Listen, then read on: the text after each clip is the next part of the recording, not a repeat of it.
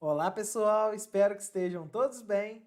Hoje vamos iniciar mais uma aula do nosso curso de instalações elétricas para o curso técnico de eletromecânica. Nosso objetivo hoje é discutir um pouco sobre as normas técnicas e a simbologia empregada nas instalações elétricas de baixa tensão. Dentre os tópicos que nós iremos discutir hoje, estão incluídos um pouco sobre as normas técnicas, simbologia e alguns fundamentos sobre diagramas unifilares e multifilares. Sem mais delongas, vamos nessa. Ok, pessoal. Nós discutimos na aula passada, que o nosso sistema elétrico de potência ele é dividido em três grandes blocos: a geração, a transmissão e a distribuição. Tá?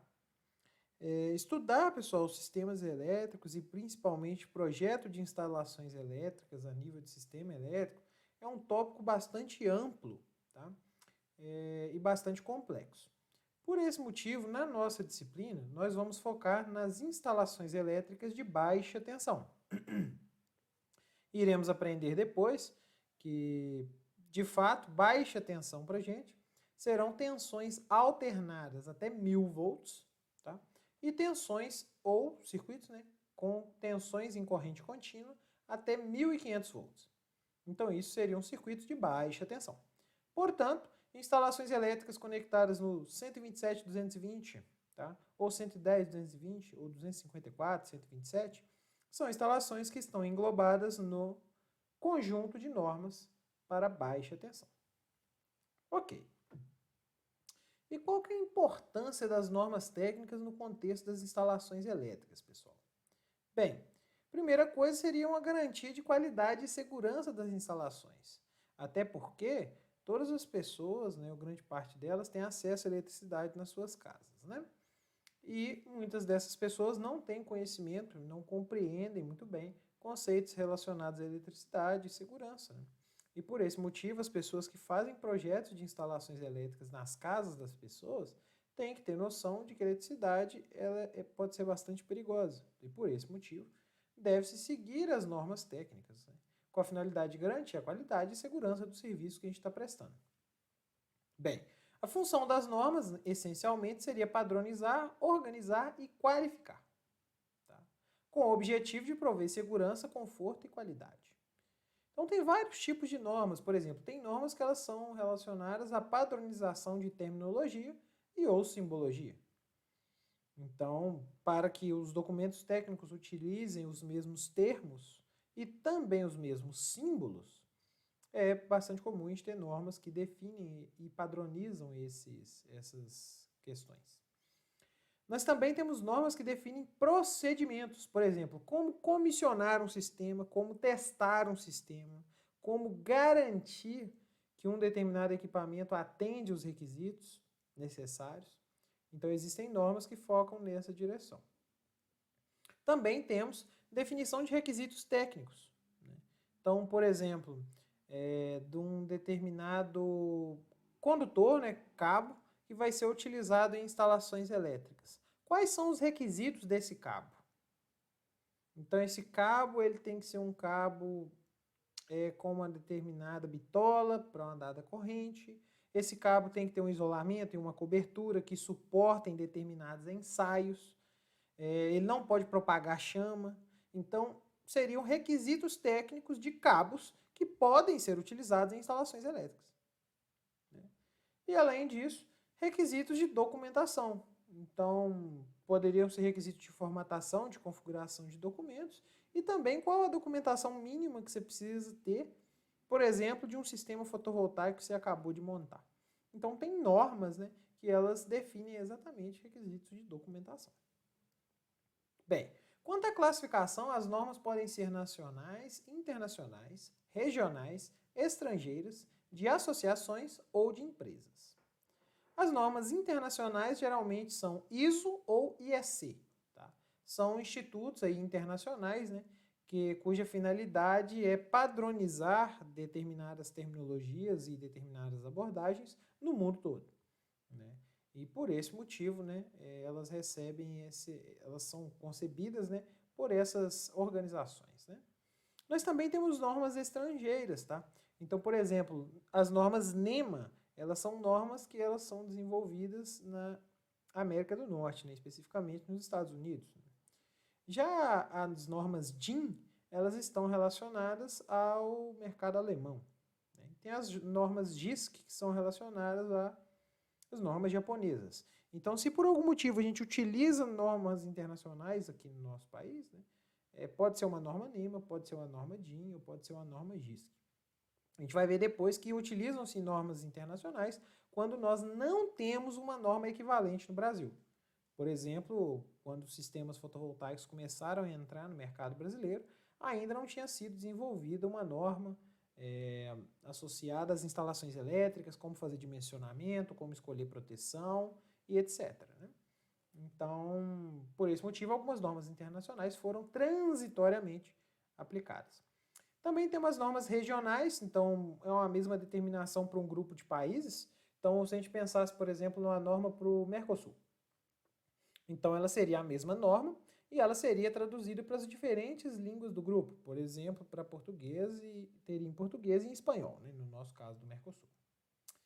Também tem as normas de associações, que são entidades reconhecidas pela sociedade. Então, se tem alguma determinada sociedade que desenvolve testes, por exemplo, em materiais, poderia ter uma norma de propriedades de materiais, né, ou requisitos de materiais dessa sociedade. E a gente tem as normas de empresas, tá? Que são normas que só se aplicam na empresa ou nas áreas de concessão. Por exemplo, as concessionárias de energia elétrica. Então, a CEMIG, por exemplo, tem uma norma de distribuição da CEMIG, como deve ser o padrão de entrada da CEMIG. Essa norma só se aplica nos pontos, né, nas regiões de concessão da CEMIG, ou seja, nos pontos que estão atendidos pela CEMIG. Já a Energisa tem outra norma, é uma norma da Energisa, que define como devem ser os padrões para fornecimento de eletricidade. E aí, quando você está numa região, numa área de concessão da Energisa, você deve conhecer os requisitos da Energisa para fazer a montagem deste padrão. Então, essa seria a ideia das normas de empresa. E quem representa o Brasil, né? Quem que elabora as normas aí do Brasil? Bem, nós temos a ABNT, que é a Associação Brasileira de Normas Técnicas, né? Ela é uma entidade privada e sem fins lucrativos, tá? E ela é responsável pela normatização técnica. Geralmente são feitas várias discussões técnicas para poder preparar essas normas, né? E também se olha muito em questões dos padrões internacionais, né? Então, muitas vezes, né, já existe alguma norma estrangeira e a gente pode adaptar, né, ou até utilizar essa norma, se for de interesse, para o mercado nacional, né? Bem, então só para entender, né, quanto a essa questão, né, que a gente comentou anteriormente, nós temos as normas internacionais. Elas tipicamente são mais genéricas, tá? Então elas tentam englobar situações muito diferentes e acabam sendo mais genéricas, né? E à medida que a gente vai descendo aqui nessa pirâmide aqui das normas, a gente vai pegando as normas mais restritas. Por exemplo, uma norma da Petrobras para desenvolver trabalho em atmosfera explosiva, ou uma norma da CEMIG relacionada ao padrão de entrada de uma instalação, um padrão subterrâneo. Então, nós teremos bastante detalhes de como isso deve ser feito, né? Então, ela vai ser bem restrita, vai ter exatamente as dimensões, como deve ser o cabo, quais são as bitolas que devem ser utilizadas e tudo mais. Bem, ok. O objetivo principal da BNT seria padronização, terminologia, segurança, procedimentos e requisitos, tá? E uma outra coisa importante é que, mesmo para as normas da BNT, existe um campo de aplicação. O que eu quero dizer? Existem normas específicas para instalações elétricas de baixa tensão. E existem outras normas que são para instalações de média e alta tensão. Então, as normas de baixa tensão não se aplicam em alta tensão e as normas de alta tensão não se aplicam em baixa tensão. Tá? Então, é muito importante a gente compreender, sempre que a gente olha para uma norma, né, qual que é o campo de aplicação para ela, em que tipo de instalações faz sentido os requisitos que estão nessa norma. No Brasil, a gente também tem uma confusão muito grande, então eu quis esclarecer isso aqui para vocês, é uma confusão que as pessoas fazem, né, em relação às NBRs e às NRs. Né? A NBR, por exemplo, a NBR 5410, que é uma norma que a gente vai falar muito dela, ela é uma norma técnica, tá? Então, a NBR 5410 ela vai falar dos requisitos e das abordagens que a gente tem que utilizar para instalações elétricas de baixa tensão. Então, como projetar a proteção, bitola dos condutores, bitola do tipo de condutor que tem que ser utilizado, né? Em que situações a gente pode utilizar um condutor maior ou menor, e assim por diante. Tá? Em geral, a NBR ela não é uma norma obrigatória, e pouca gente sabe disso. Tá?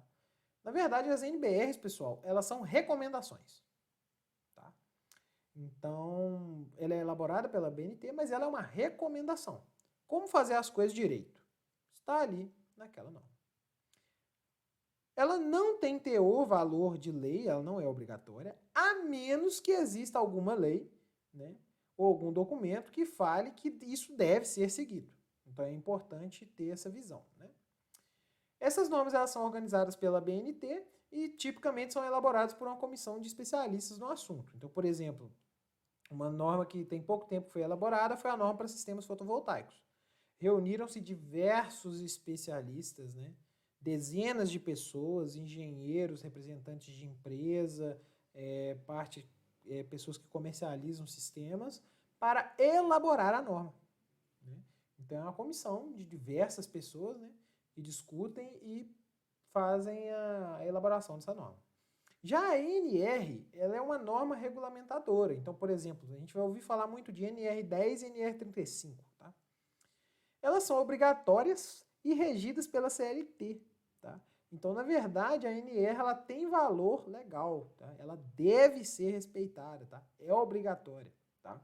E as NRs elas são geridas pelo governo federal. Então, a BNT, a priori, não tem nada a ver com isso. Geralmente, elas são elaboradas por uma comissão de empregados, representantes e governo federal. Então, monta-se uma comissão para elaborar as NRs e revisar as NRs. Né? Bem, e qual que é a hierarquia? Né? Uma NR ela tem poder sobre qualquer NBR. Né? Então, isso é importante porque quando acontecem revisões das normas, né? Por exemplo, a NR10 é uma norma de segurança para trabalhos com eletricidade. E a NBR 5410 ela é uma norma de instalações elétricas. Se por algum motivo existir itens dessas normas que são conflitantes, por exemplo, porque a NR10 foi revisada e a 5410 ainda não, a NR10 ela vai ter poder superior, né, visto que ela já é regulamentada, né? Ela já é obrigatória. Bem, as normas de empresa, elas só atendem aos ambientes de empresa. Não faz sentido você usar uma norma da CEMIG se você está prestando um serviço para a Enel. Né? E, logicamente, nessas normas de empresa, ela deve atender o mínimo exigido por uma NR. Não faz sentido nenhum uma norma de empresa ela ter um valor maior do que a NR, certo? E aí nós temos, como por exemplo, a NR10, que ela define os requisitos, né, para a gente ter segurança durante trabalhos com eletricidade. E a NR35 ela fala especificamente sobre trabalho em altura. Então, quando você trabalha em ambientes, né, elevados, né, quais são os cuidados ali, as questões para garantir a segurança de quem está efetuando esse trabalho. Bem, em seguida, né, vem as normas da BNT. Né, e podem existir dispositivos legais que podem torná-las obrigatórias. Então, por exemplo, a NBR 5410 ela é citada na NR10. Qualquer pessoa, né, que faz um treinamento de NR10 também tem que ter conhecimento depois da NBR 5410. Então ela cria uma questão obrigatória, né, porque uma NR está citando uma NBR. E por fim, tem as normas estrangeiras, mas são normas que elas só são aplicadas quando não tem nenhuma norma BNT no tema, como o exemplo que eu dei para o mercado de sistemas fotovoltaicos. Então vou dar um exemplo aqui para vocês, então, aonde essas normas, várias normas aqui são aplicadas. Suponha que você vai fazer um projeto, tá, para uma instalação elétrica de uma nova residência. E essa instalação elétrica ela vai ser conectada à rede da CEMIG, tá bom? Por meio aqui, né, a gente tem um medidor, né? Então aqui vai ter um poste, né, um pontalete, onde a gente vai ter essa conexão com a rede da concessionária e também temos a rede interna da instalação elétrica, né? da residência. Bem, primeira coisa que você tem que conhecer é NR10, porque se você vai fazer qualquer trabalho com eletricidade, você tem que conhecer, né, questões relacionadas à segurança em instalações e serviços em eletricidade. Tá? Dependendo do trabalho que você vai fazer, também tem NR12, que seria segurança no trabalho em máquinas e equipamentos. Se você for fazer um trabalho no telhado, NR35, trabalho em altura. Então, se você for montar um sistema fotovoltaico no topo dessa residência, NR35, você tem que ter conhecimento dela para conseguir trabalhar de forma segura, né? NBR 5410, ela vai definir como dimensionar os circuitos, né, das instalações elétricas de baixa tensão. A NBR 5410, ela vai ser aplicada, de fato, do medidor para frente. Então, tudo que você vai dimensionar depois aqui do medidor, né, depois aqui do quadro de distribuição, vai ser baseado na NBR 5410. Se você for fazer algum sistema de proteção contra descarga atmosférica, um para-raio, alguma coisa do tipo, você tem que conhecer da NBR 5419. Na verdade, é uma norma que tem várias partes, né? E, por fim, para ter acesso à rede da CEMIG, você tem que fazer um projeto, né, desse ramal de ligação. Tá? E para instalações que são conectadas, né, em tensão secundária, que é o que eles falam, né, conectado na baixa tensão, e como é uma rede de distribuição aérea e uma edificação individual, você tem que usar a norma ND 5.1 da CEMIG. Se for uma edificação coletiva, é diferente. Se for um prédio com apartamentos, é diferente. Se for em média tensão, ou seja, não é tensão secundária, é em tensão primária, também é outra norma da concessionária. Então é interessante perceber que num projeto desse tipo aqui, que parece relativamente simples, a gente tem que ter um conhecimento grande, né, de todas essas normas aí que eu citei, e elas não são as únicas, tá? Se você for pensar que nessa instalação vai ter um sistema fotovoltaico, você vai ter que conhecer normas de sistemas fotovoltaicos. Ok, e o que o desconhecimento da norma gera, pessoal? O desconhecimento da norma, ela gera situações como essas que estão aí apresentadas para vocês, né? Onde a gente pode perceber que a gente tem diversos erros aí em instalações elétricas, tá? Então por exemplo, essa ligação aqui, a gente tem um erro que bastante comum, né? Primeiro, né? Não está utilizando fita isolante, está utilizando fita crepe. Um pedaço do fio aqui não está ele está decapado aqui, a gente não tem isolação nesse condutor. Isso aqui é uma tomada dupla. E aí o camarada está fazendo a derivação da tomada com o fio desencapado, que também pode ser perigoso. Tá? Então são alguns exemplos aqui que não funcionam bem. Aqui a gente tem dois erros, né? Primeiro, né, uma conexão aqui com tomada com um exagero aqui de terminal, tá vendo? Você não precisaria ter todo esse condutor exposto, isso aqui é perigoso, né? E além disso, está utilizando um cabo PP. Para quem não sabe, o cabo PP, ele é um cabo para ligar equipamentos, né, em que a fase, né, e o neutro, eles estão ali compartilhando a mesma cobertura, tá? E esse cabo PP, ele não pode ser utilizado em instalação elétrica embutida, ou seja, eletrodutos que estão dentro da parede não podem usar cabo PP. Né? Isso aqui gera um caos quando você vai dar manutenção depois e precisa substituir algum desses cabos. Né? Bem, aqui nós temos uma instalação de um disjuntor mal feita, né? Então um disjuntor preso num pedaço de madeira, simplesmente amarrado, em vez de estar corretamente fixado. Então, primeiro, isso pode gerar um problema aqui nessas conexões elétricas do disjuntor, né? Porque isso pode estressar ali a conexão, né? E, consequentemente, provocar um mau contato. E segundo, essa base de madeira aqui, ela pode entrar em combustão. Isso é um material que pega fogo, né? Então, a gente não poderia utilizar, né? Ok. Aqui a gente tem um exemplo também de uma utilização, né, de um filtro de linha aqui, né, de qualidade duvidosa, né? Então, sem selo do Inmetro, sem proteção com fusível e tudo mais, que pode causar, né, incêndios, né? O correto seria a gente ter vários pontos de tomada, um para cada equipamento, né? Ou, na pior das hipóteses, utilizar um filtro de linha, mas certificado pelo Inmetro e com as devidas proteções, né? E, por fim, isso aqui gera uma briga danada com os eletricistas, né? Seria uma instalação de um chuveiro, né, utilizando a tomada, tá? Isso não é correto, tá? Porque a própria norma é bem clara quanto a isso, né?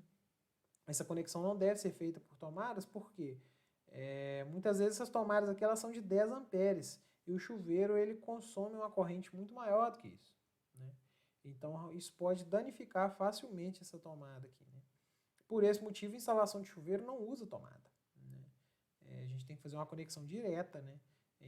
Uma boa emenda, né? Entre os cabos e a conexão com o chuveiro. Então, seriam alguns pontos aí que o desconhecimento da norma faz com que as pessoas façam serviços desse tipo. Ok, quanto à simbologia agora, né, seria a segunda parte. Para que serve essa simbologia, pessoal? Imagina que você vai fazer um trabalho aí de instalação elétrica na casa de um deputado. Então, você tem que ir lá passar, né,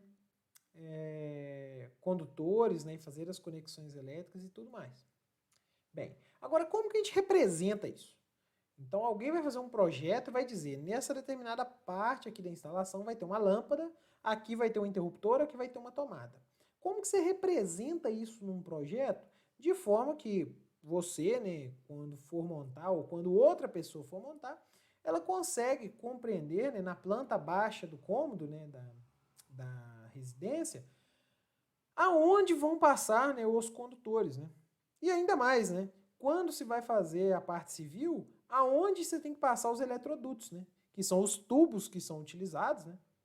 Poderia ser um tubo de PVC ou poderia ser aquela mangueira sanfonada, né? Por onde vão passar os condutores de eletricidade ali embutidos, né, na alvenaria, né? Então, por esse motivo, né, a gente tem que conhecer um pouco mais de simbologia. Então, isso aqui seria uma representação de uma instalação elétrica de uma pequena aqui residência, né? Então, a ideia nossa é começar a identificar esses símbolos. Ou um exemplo mais simples, né, sem tanta informação, imagina que a gente vai fazer a conexão de uma lâmpada, né? E para comandar essa lâmpada, nós temos um interruptor. Bem, vai vir lá do nosso quadro de distribuição de circuitos, né, pelo teto, né? Tem um eletroduto, isso aqui é um cano de PVC ou então uma mangueira sanfonada, né? Esse cano de PVC, ele contém por dentro dele um condutor de fase e um condutor de neutro, por exemplo. Bem, o neutro é conectado diretamente na lâmpada, a gente vai ter tempo para discutir isso depois. E a fase, ela vai no interruptor. Bem, a fase liga no interruptor e a saída do interruptor liga na lâmpada novamente. Então, volta um cabo, que é esse cabo denotado por R, que seria retorno, e conecta na lâmpada. Então, na hora que o interruptor fechar, liga a lâmpada, na hora que o interruptor abrir, a lâmpada desliga. Bem, como que a gente representa isso aqui, né? Sob a forma de um circuito, né, elétrico planificado. Bem, essa aqui seria uma representação. Então a gente vai ver que esse risco aqui, ó, ele representa a fase e esse L de cabeça para baixo aqui representa o neutro. Bem, essa fase e esse neutro passa por essa caixa de passagem onde tem uma lâmpada e ela atinge lá o interruptor. Vai a fase no interruptor, o retorno volta e liga na lâmpada. Então essa seria uma representação desse circuito elétrico de forma planificada. Bem, para compreender isso, né, existem algumas normas, né, que definem a simbologia que tem que ser utilizada. Uma norma que era muito utilizada era NBR 5444, mas essa norma ela acabou sendo cancelada, tá? Em 2014. Eles acabaram recomendando uma nomenclatura, né, da IEC, tá? De representação de equipamentos, tá? Bem, como que a gente representa então, né? A gente vai perceber que tem os diagramas multifilares e unifilares. No unifilar a gente representa um único condutor, né? Que seria de fato o eletroduto, né? E nesse eletroduto passam cabos. No multifilar a gente de fato mostra todos os cabos e as conexões elétricas entre os componentes. Nós vamos ter a oportunidade de fazer isso aqui na aula de hoje. Bem, então aqui nós temos símbolos de eletrodutos embutidos na parede ou no teto. Nós temos eletrodutos aqui embutidos no piso. Tá? Tubulação de telefone tem uma representação diferente. Tubulação de telefone interno tem uma representação diferente. Né? Tubulação de campainha tem uma representação diferente.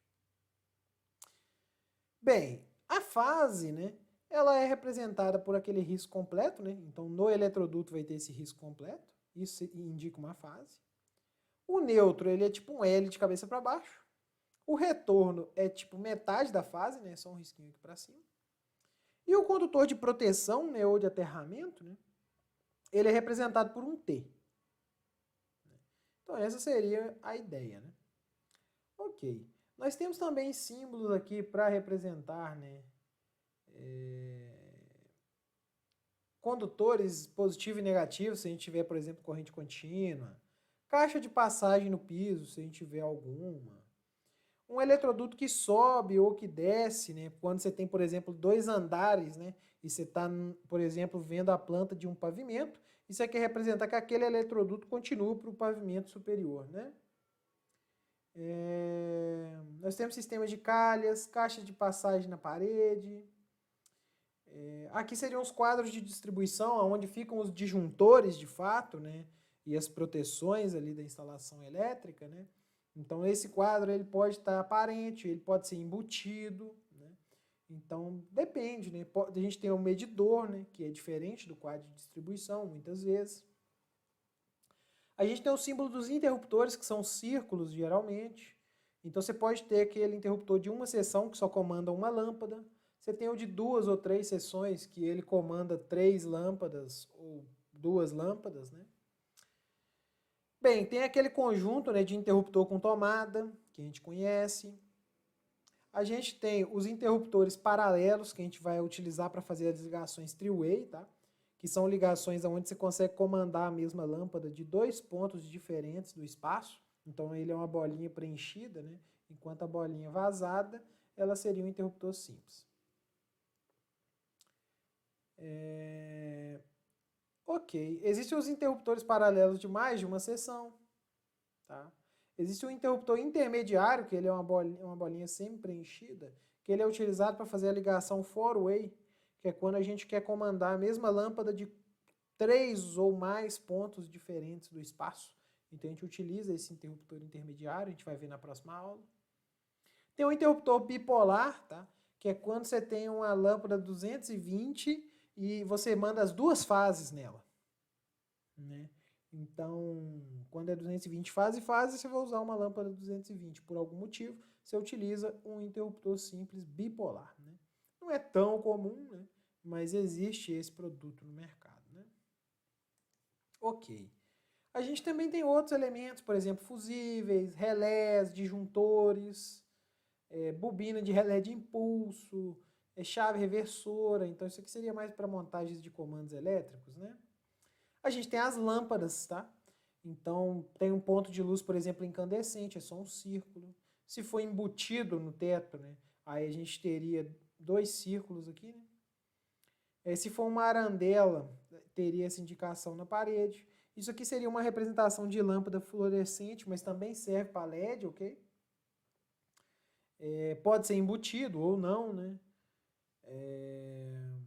Luminárias, lâmpada de sinalização, né? Lâmpada de emergência e por aí vai, né? Tem as tomadas, né? Então, nas tomadas nós temos, né? Baseado na altura, então tem a tomada baixa, tem a tomada média e tem a tomada alta, né? Geralmente, tomadas altas a gente pode representar as tomadas de uso específico, que a gente vai chamar, né? Por exemplo, chuveiro, né? Ponto de ligação de chuveiro, ponto de ligação de ar-condicionado e de outras cargas que são muito grandes, né? Talvez micro-ondas, né? Ou um forno elétrico, né? Agora, as tomadas de uso geral, que a gente liga eletrodoméstico de baixa potência, né? Aí, geralmente, elas são tomadas ou médias ou baixas, né? Aí vai depender, né? Por exemplo, na sala, né? A gente pode ter tomadas baixas, né? E na cozinha, em cima da bancada, por exemplo, tomadas médias ali, né? Então, são algumas das possibilidades, né? Ok. Tem algumas outras indicações, por exemplo, campainha, saída de som no teto, representação de motores, transformadores e tudo mais, né? Ok, vamos fazer um exemplo de aplicação agora de toda essa simbologia que a gente aprendeu, tá? Aqui a gente tem um esquema de ligação, né, de uma lâmpada incandescente, tá? Note que temos um interruptor simples, né? Vem 3 cabos do nosso quadro, né, de distribuição de circuitos, estão dentro do eletroduto. Note que a gente tem um cabo azul, que é o neutro, um cabo vermelho, que é a fase, e um cabo verde e amarelo, né, com as cores do Brasil aí, né, que seria o cabo de proteção, ou terra. Né? Bem, esse cabo de terra ele é utilizado só para equipotencializar superfícies. O que isso quer dizer? Superfícies que forem metálicas, elas devem ser conectadas nesse condutor de terra, né, de equipotencialização. Bem, então se a gente tem um receptáculo aqui, né, onde essa lâmpada ela é instalada, que ele é metálico, a gente conecta esse condutor de aterramento neste receptáculo. Bem, o condutor de fase a gente aprendeu que ele vai lá no interruptor, né, e depois volta um cabo que a gente chama de retorno, que liga na lâmpada. Tem um motivo para isso, né? A ideia é que se o interruptor estiver desligado, você pode desfazer, trocar a lâmpada sem ter perigo de sofrer um choque elétrico. Se você tivesse mandado a fase na lâmpada e o neutro no interruptor, ia funcionar, tá? Ia funcionar. Mas ia ser perigoso para quem fosse trocar a lâmpada. Por esse motivo, sempre é realizado dessa forma. Então, o condutor de fase vai no interruptor, sai do interruptor e vai na lâmpada. Como que isso ficaria num esquema multifilar? Bem, no esquema multifilar, nós teríamos a fase, o neutro, né, e o condutor de proteção. Esse condutor de proteção vai conectar na lâmpada, não está representado aqui nesse desenho, fui infeliz com ele, né, mas posso representar aqui, né? Seria o condutor de aterramento. O neutro conecta direto na lâmpada, certo? E a fase R, ela conecta no interruptor. Então, isso aqui seria a simbologia do interruptor, né? Para o diagrama multifilar. Vai a fase nele, olha o símbolo da fase aqui. E saindo do interruptor, a gente liga na lâmpada. Quem é esse cabo que vai na lâmpada? Esse cabo preto aqui representado é o tal do retorno. Num esquema unifilar, ou seja, que eu represento apenas os eletrodutos, né, eu tenho um eletroduto que vem do quadro de distribuição, ele chega não na lâmpada, tá? Pense que isso aqui é uma caixa de passagem, né? Aonde a gente vai conectar, né, num receptáculo, aonde a lâmpada vai se encaixar. Mas não quer dizer que esses 3 cabos ligam na lâmpada. Pensa que isso aqui é um caminho, é como se fosse um tubo, né, uma mangueira sanfonada por onde os condutores estão passando. Bem, o neutro vem e liga direto na lâmpada, por isso que ele não continua. Ele ligou na lâmpada. A fase não liga na lâmpada. Essa fase desse circuito 1, ela vai lá no interruptor, perceba que eu estou usando um símbolo de interruptor simples, tá? E esse interruptor simples manda esse cabo de retorno aqui, esse retorno A, para a lâmpada. Bem, por que é legal ter essas letras e esses números, né?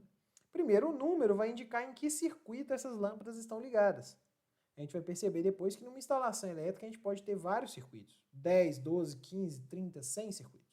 É possível. Dessa forma, é interessante numerar os circuitos para a gente saber, né, o que vai estar conectado nele. Por exemplo, vai ter um circuito 1 que vai ser de iluminação, vai ter um circuito 2 que vai ser de tomadas, vai ter um circuito 3 que é do chuveiro, vai ter um circuito 4 que é do ar-condicionado e assim por diante. Bem, ok, e essa letrinha A quer dizer que essa lâmpada ela é comandada por esse ponto.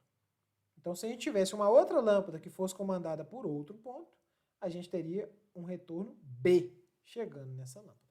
E assim por diante. E esse 100 watts indica a potência da lâmpada que está sendo instalada ali. Então, é uma lâmpada incandescente de 100 watts. Espero que tenha ficado claro aí, pessoal. Ok. Um outro exemplo de diagrama multifilar seria, por exemplo, uma montagem de 2 circuitos aqui. Por exemplo, um circuito de iluminação e uma tomada. Então, a gente já viu na aula passada, né, que a tomada ela liga diretamente, né, no conector de proteção, né, no caso o condutor PE, né, que é o de proteção. Ele liga no neutro, cabo azul, e na fase, cabo vermelho. Então, a gente teria a nossa tomada aqui disponível. Então, aqui a gente teria uma conexão que poderia ser feita em laboratório, né? Proteção, neutro e fase da nossa tomada. Já o circuito de iluminação tem um condutor que sai é a fase, né? Conecta no interruptor. Do interruptor sai um cabo preto que liga na lâmpada e sai da lâmpada e liga no neutro. Como esse receptáculo não é metálico, você não precisa não tem nem aonde você colocar o condutor de proteção. Espero que tenha ficado claro, pessoal. E aqui seria um último exemplo, no caso já de diagrama unifilar, né? Então, primeiro aqui uma representação unifilar, né? E aqui já seria a cara de um projeto mesmo, né? Nós temos o quadro de distribuição aqui, ó. Desse quadro de distribuição sai um circuito, que é o circuito 2. Vai neutro, fase e proteção. Liga na tomada do circuito 2. É um eletroduto embutido, né? Em alvenaria, né? Está dentro da parede. Esse 2,5 vai indicar a bitola desse condutor. É um condutor de 2,5. Ok. Depois tem uma outra conexão aqui que vai para essa outra tomada. Perceba que isso aqui é um eletroduto, né, que está sob o piso. Por isso que ele é representado tracejado. E o que que liga? Neutro, fase e proteção. Para isso, a gente percebe que vai ter que fazer uma emenda, né? A gente tem que conectar esse camarada nessa tomada e continuar com o condutor até que ele chegue na outra tomada. Interessante isso, né? Ok. E temos um outro circuito, né? Ele sai por um outro eletroduto, que seria o circuito 1. A bitola dele não está indicada aqui porque é 1,5, né? Quando é 1,5 geralmente não indica. 1,5 milímetro quadrado. Vem neutro, fase, proteção. A proteção liga no receptáculo. A fase passa direto, o neutro liga na lâmpada. O retorno, que é o retorno A, volta para a lâmpada e essa lâmpada é controlada por esse interruptor. Por isso que tem A e A. Outra coisa legal é perceber que o interruptor está bem aqui do lado da porta, né? Então essa porta ela abre assim, né? É se você colocar a mãozinha assim na parede, você vai achar o interruptor. Geralmente é o lugar onde ele fica, né? Ok. E depois que a gente tem a conexão dessa lâmpada, né, vai ter que ter um outro tipo de emenda aqui, que a gente vai aprender depois.